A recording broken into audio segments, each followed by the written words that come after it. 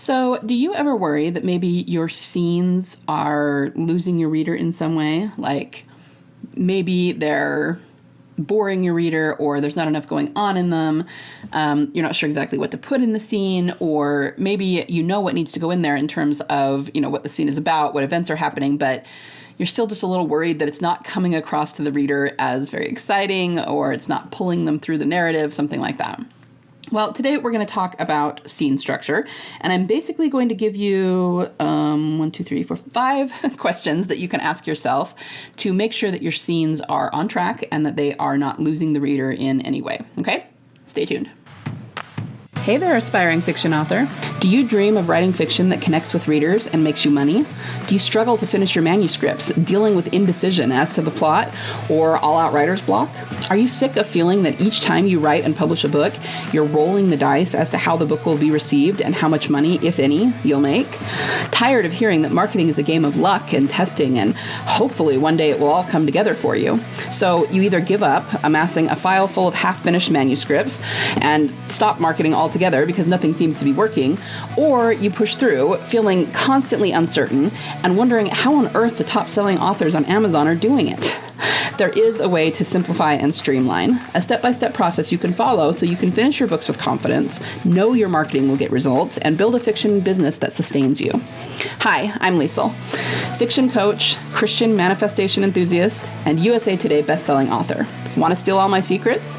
Grab a pen and paper and put on your comfy slippers, because I'm about to teach you fiction writing and marketing secrets not being taught in the fiction author space, and those secrets will make all the difference in your fiction author success. Let's dive right in. So I've been focusing a lot lately on marketing and mindset and a lot of things that have to do with me launching my new program in February that I'm very, very excited about. But it suddenly occurred to me that I had not done a good old-fashioned writing tips kind of episode in a while. So I have had people asking me a lot about scene structure lately, so I decided to talk about that. So scenes can be tricky, right? We know what needs to happen in our story, but we want to make sure that we're writing it in a way that, basically creates a page turner that the readers are just going to want to keep consuming. They just got to turn the page and see what happens. But how do we do that exactly? Well, what I can tell you is that contrary to popular belief, your scenes don't have to be arbitrary, okay? And what I mean by arbitrary is most authors, you probably know what's going to happen in the scene when you sit down to write it, like what big events need to go in there, but you don't know exactly how to position the scene or present the scene in a way that you are really, really confident will keep the reader reading and, hopefully salivating for the next scene and what comes after and what's going to happen and what the outcome is going to be, right? So, again, it doesn't have to be arbitrary. Most authors just sit down and write, whatever comes into their mind to try to get that across on the page. And while that's not a bad thing, that's maybe a good first draft, you really need to be more intentional about your scenes than that, okay? There are particular things you can do and particular things you should do and put in your scenes to make sure that they aren't boring or that they aren't pointless or that they, are always pointing the reader toward the climactic moment of the story. So here I'm going to give you some questions you can ask yourself. So grab a paper and pen if you possibly can and write these down. So the first one is kind of what I just said. The scene always needs to be pointing the reader toward the ultimate outcome of the story. Now, that can be a little bit tricky if you're a pantser and don't know exactly how the story is going to end yet. But if that's the case, then it's just going to take you a little bit longer to do this. You need to wait till I don't mean wait to write, but figure out your story first, get to the ending, and then when you go back, you can go through and do this and make sure that all of these things are contained within each scene, okay? But your scene should always, in some way, be pointing the reader toward the ultimate outcome of the story. If you're off on a tangent on something that really has nothing to do with the climactic moment, it's never going to come back into the story, then that scene is probably not necessary for your book. There is one exception to this, and that is if you have already planned out a full series and you're putting in seeds for books that will be later in the series, that can be okay. But again, it's because you have that plan. You have, the ultimate outcome and you know how that's going to end up being relevant. If you have absolutely no idea, I would wait to put it in. Maybe you can fit it in later in the story once you do have a plan, but here's the thing. If you're throwing something in and you don't have a plan for it and you're just kind of hoping that maybe eventually you'll figure out a way to make it relevant, that actually is going to come through to your reader more than you think it will. They're either going to be expecting it to be relevant, and when it's not, they're going to be ticked off and you're going to get bad reviews because it's going to feel like something you set up and then didn't pay off. Or, I think I've said this before, that the energy with which you write a story comes through to your reader. So a lot of them are going to feel like that's just a tangent and they're going to get bored with it. And it might not even be a boring tangent. It might be a really exciting tangent. But if it has nothing to do with the story, they're going to be very fixated on the story. They're in the story with the characters. They're on that journey. And if this has nothing to do with the journey, even if it's kind of interesting, they're going to be bored with it because they can kind of sense that it's not relevant to the story, right? So just make sure that every single scene you write is very, very relevant. It has a very specific purpose, and it is pointing the reader toward that ultimate outcome, whatever the plan may be, all right? Now, you might hear, number 2, you might hear people talk about how a scene should always turn. What does that mean? It just means that we need to, in every scene, receive new information of some kind. If you haven't received new information, then it's not much of a scene. Now, I've said before in the past that maybe it doesn't have to be new information. Maybe it needs to be a decision the character makes, or, it just doesn't specifically have to be new information. But I've kind of rethought that a little bit, because even if your scene is about a character making a decision, say, so it literally is just they have this possibility, they have that possibility, they don't know what they're going to do, and this scene is them finally making the decision, there still has to be some reason they made that decision. So whether it's because they reasoned it through in their mind or they actually got new outside information, it still is kind of a matter of getting new information. And maybe that's splitting hairs, but working something through in your mind and deciding on one over the other means that they came up with some sort of internal information that helped them make that decision. And you could also argue that it's new information for the reader because we now know what they're planning to do. Okay, so either way, it's just a good way to word it to make sure we get some sort of new information that we didn't have before, and that will make the scene important, it will make it relevant, and the reader will sort of subconsciously understand why that scene was in the book and be like, oh, okay. And then, of course, because a decision has been made, or, whatever the case may be, whatever's happening in the scene, it's going to push the character forward in the narrative. This new information is always going to push them toward a decision of some kind. And so that's pushing the story forward, right? So that's the other part of the scene turning, is we need to make sure that it is pushing the character toward some action or some decision of some kind. If the character is in the exact same place at the end of the scene as they were at the beginning of the scene, that's probably not a very good scene. And again, it doesn't mean that they have to take massive action in that scene, but even if it's something where they just feel an emotion, emotions are what push us toward action and toward decisions. So, again, let's say that the character is just trying to make a decision about something, because that's like a very non-action-y sort of chapter. And let's say it's something like a romance and a woman trying to choose between two men. Even if she doesn't actually choose between them, if she has an emotional reaction that pushes her toward one or the other, that still qualifies, right? So we just need to see that in the scene. And this is maybe a good place to point out that I really do believe that while action is great, and you should probably have some sort of action in every scene, even if it's just the character going through everyday motions, emotion is actually more important than action when it comes to making the scene turn. Because you can have action, them actually taking action on something or not, but the emotion of pushing them toward one or the other, or maybe even emotions that are still making them be undecided, but you're still feeling those emotions, that's really what's going to draw the reader in. You need to have the emotion in the scene, okay? So that's a really important thing. All right, number 3. When you're writing your scenes, I want you to go through at the beginning, before you start writing, and ask yourself, what emotions are each character feeling at the beginning of the scene, the end of the scene, and what is their reaction to the new information in the scene? Okay, so let's unpack that a little bit.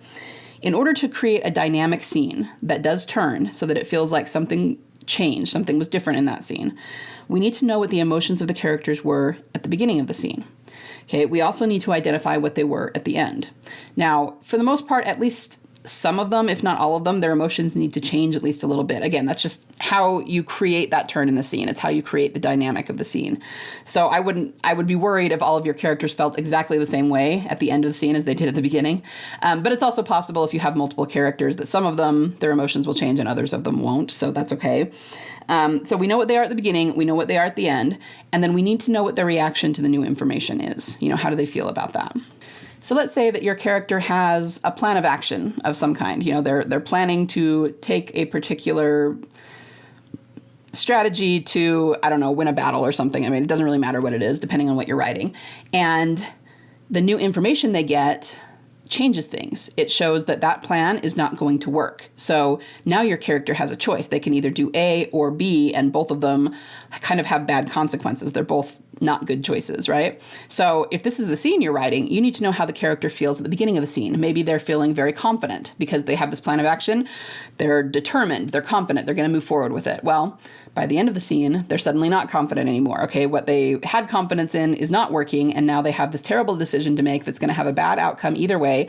And so now they're frustrated, and they're maybe a little bit fearful, and they don't know what to do. And then you're going to talk about the new information and how did they react to that. They were probably kind of shocked by it. They were probably dismayed by it. They're probably despairing a little bit because it's changing things, and it means that their plan they were so confident in is not going to work anymore. Okay, if you can identify those emotions for each character in the scene, you're going to naturally write them into the scene better. And again, it's the emotion more than the action that's going to pull the reader in and make that chapter really, really grip them and want to keep reading. Okay, so you got to figure out what the emotions are for the characters at the beginning and the end, and what their reaction to the new information was. All right, so what are we on, 4? Make sure that you set the scene at the beginning. This is really important because you, just like at the very beginning of your book, you really want to ground your reader in the scene right away. So you want to try to do this in as few words as possible. If you can just do it in a single sentence, that would be great. So instead of just jumping right into what Frodo is doing or what Frodo is thinking, because not that those things are bad by any means, but if you just jump right into them, the reader's going, whoa, what's going on? Where is he? What's happening, right? But if you start the scene by just saying something, again, a single sentence, as few words as possible, like, Frodo stared down the road through the woods that he'd been walking for the last hour. Boom. I mean, the reader knows exactly what's going on, where he is, what he's doing. Then you can start thinking talking about what he's thinking or what he's doing, right? So that's something that I see a lot of people forgetting to do. They just jump into kind of the action of the scene or the thoughts of the character because, of course, that's what's paramount in their mind. That's what the scene is about. But make sure to set the scene because that goes a long way toward grounding the reader in what is happening. All right? And number 5, I'm going to talk about the end of the scene. You want to make sure to end the scene on either A, character action, B, a character intention, or C, a character emotion, one of those things. So an action would, obviously be them doing something. They got this new shocking information and they went running from the room. Okay, that would be a way to end it on action, and that tends to be pretty exciting for the reader, and they're going to want to turn the page and find out what the character is going to do. Now, if that doesn't work for the scene that you're doing, maybe you can end it on an intention. Maybe you want the character to stay there where they're at and be deep in thought, and that's fine. That's a perfectly fine way to end a scene, but then you need to get some internal dialogue going or some internal emotion going and talk about either what they intend to do about it. So something like, okay, well, this is a new thing and somehow the character is going to have to figure this out. You know what I mean? You're kind of giving an intention so that it feels like it's sort of what I call kicking the reader into the next scene because we have this ongoing intention going on. Okay. Or the other thing, of course, you can do is an emotion. And the emotion can mean, it can kind of go hand in hand with the intention. How they feel about it is probably going to inform their intention somehow. But it can also be a negative feeling, like they're sitting there feeling heartbroken because they just got this new information or something like that. The point is, any of those are going to really grip the reader and make them want to read more. So if you just end the scene without any of those, then it starts to feel like the stage directions of a play, and there's just no emotion in that, and you're probably going to lose your reader a little bit. Or at the very least, they're not going to be excited to turn the page and keep reading, right? And that's not what you want. You want them to keep going. So obviously, not every single scene needs to end on a cliffhanger, but by using one of these three things, either the character action, the character intention, or the character emotion, it acts as almost a psychological cliffhanger for the reader, and just in the sense that it makes them want to keep reading because they're sensing that the story is not over and they want to read more, right? So that can be a really powerful way to not only end the scene, but to keep them turning pages and get them into the next scene, okay? So let's recap, go over those again. This is going to be kind of a short episode today, but I just wanted to give you some pointers on scene structure because I have had a lot of people asking me about it lately. I apologize if my voice feels like it's going a little bit because I think it is going a little bit, but we're going to power through here. All right, so once again, the 5 pointers. Number 1, make sure that every scene is somehow relevant and pointing your reader toward the ultimate outcome of the story, whether that is in this book or perhaps in the series at large. Okay, number 2, make sure the scene turns, which generally means we need new information of some kind. This information can be an emotion on the character's part, it can be outside information, it can be internal information, but we need something that changes something for the reader, and usually that comes in the form of some sort of new information. It also needs to push the character in one direction or another. So even if the character doesn't make a particular decision within the scene, it still needs to push them toward a particular decision. All right. Number 3, we need to figure out what the emotions of each character in the scene are at the beginning, at the ending, and what the reaction to the new information is. That way we can create that dynamic, the change in the scene. And we're also, if we already know that, we'll be more likely to consciously write that into the scene, which is obviously going to make it a more powerful scene. Number 4, you need to make sure that you set the scene at the beginning. So just ground the reader in where the character is and what they're doing so that as the scene begins, they can immediately envision what's going on. Okay, that's super important so that you don't lose them. Because it doesn't matter how well your scene is written. If you lose them the first line or the first paragraph, they're not going to get to any of the good stuff anyway. All right, and finally, end the scene on either a character action, a character intention, or a character emotion, because it ends the scene very powerfully and tends to kick them into the next scene, make them want to turn the page. It's kind of a secret to writing page turners, or one of many secrets anyway. All right, so that is what I have for you today. I hope that that helps you in your scene writing and that you can kind of be a little bit more intentional about how you set up the events in your scene moving forward. If you haven't yet, make sure and register for the free training that is coming up called How to Use Secret Reader Triggers to Write Better Stories, Sell More Books, and Create a Sustainable Fiction Business. It is a free training that I'm running for the next few weeks. You can sign up for it at bit.ly/secret reader triggers, and I will link that up in the show notes. All right. Everybody have a fantastic week. Go out there and write those stories that only you can write and bring to your readers. And I wish you all the happiness, creativity, and royalties that your heart desires. Bye, guys. Thanks so much for listening today. Before you go, would you be willing to do me a solid? If you found any value at all in this episode today, would you be willing to share it with other authors just like you in the hopes that they might find some value in it as well? Happy story crafting this week. Remember, only you can bring the world the unique story that you are trying to tell. Only you can succeed in your own unique way in getting it out of your mind and your heart and into a medium where it can reach thousands, if not millions, of salivating readers. You don't have to worry about failure because there is always a market for awesome.